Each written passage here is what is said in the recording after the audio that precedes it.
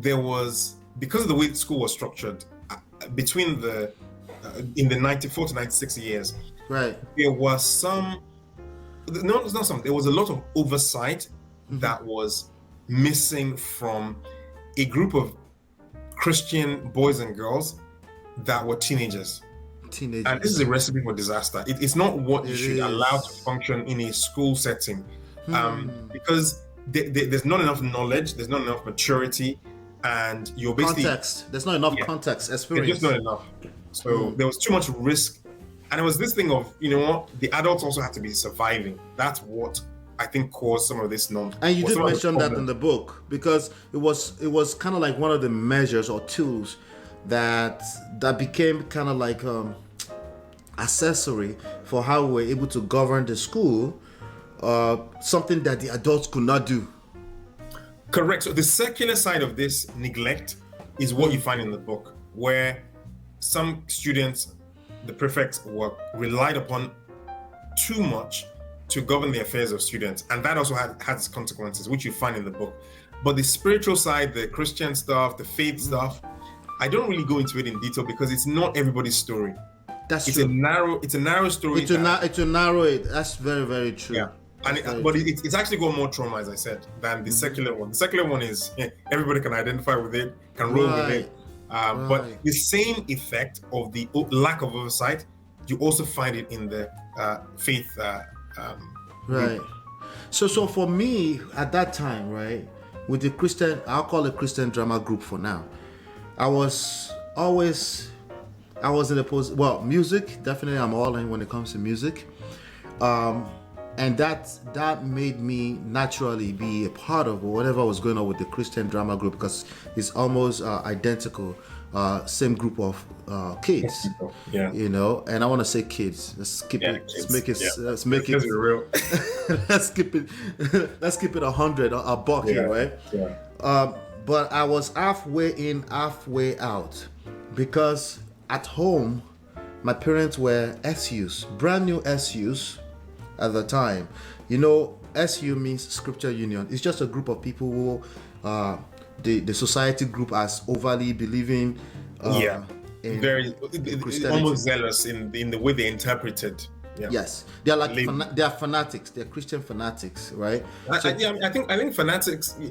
Well, in a way, they're fanatical, but I think it's pure to say that they were they focused too much on the letter of the faith as opposed to the bigger picture.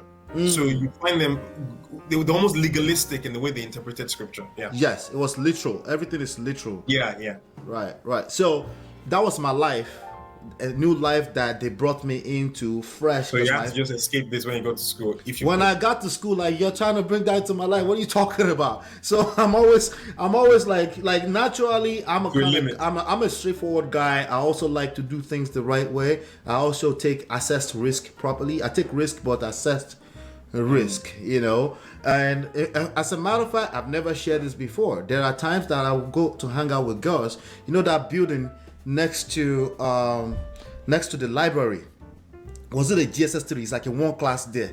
Yeah, I remember. It's like it looks like it's one of those science labs. It's right next to the library before you enter the main GSS3, right? Correct. Yeah. Yeah, I would go hang out there with a few of my girl friends who were girls, and I was flirting. That's what I was doing, basically. So because I actually lived that. I enjoyed that quite a bit when I was in JSS 2-3 in Hawaii school. The girls were a lot more mixed. And then when you go to Hawaii, the rules just were turning its head. Like, wait, wow, this one's sitting separately. We did that in church. In the class, in A class, all the way to C. People, I think C class was still a little bit more mixed. But in A class... You girls, find it, it was more stringent in the A block than C. Yeah. Yes, the one person that talked throughout the class was J-Law. He was the one person that would only talk. When I go to C, I see people still chatting, you know, with Osage, with you guys, Mamu Kiyomi. You guys still chat a little bit. You read, but you were studying. But when you come to A, the Rex, the Dances, right? They were just like in their book like this. And that was quite off for me. But in the second term, I received the shocking of my life because in Hawaii school, I could get away with not studying. I was still the top in the class. Yeah, You know what I found out in your book? You had the same experience. I didn't realize that you had the same experience, the shake-up that happened when you go into, with your academic, right? When you get into the SS class. And that was interesting to see as well. You between JSS 3 and JSS 1, this is where the rat race part of the book comes up. You had to step up, otherwise there was a group of guys that would just leave you behind. It was an arms race. So you had to just I must say shout out to you. Shout out to Adaniki, Bori, who else? Who is in my class? Oh yeah, Adaramola, Shion Adaramola. Yeah. You know, for me, like I said, I'm never gonna be the victim. I've always been that way. There's no way.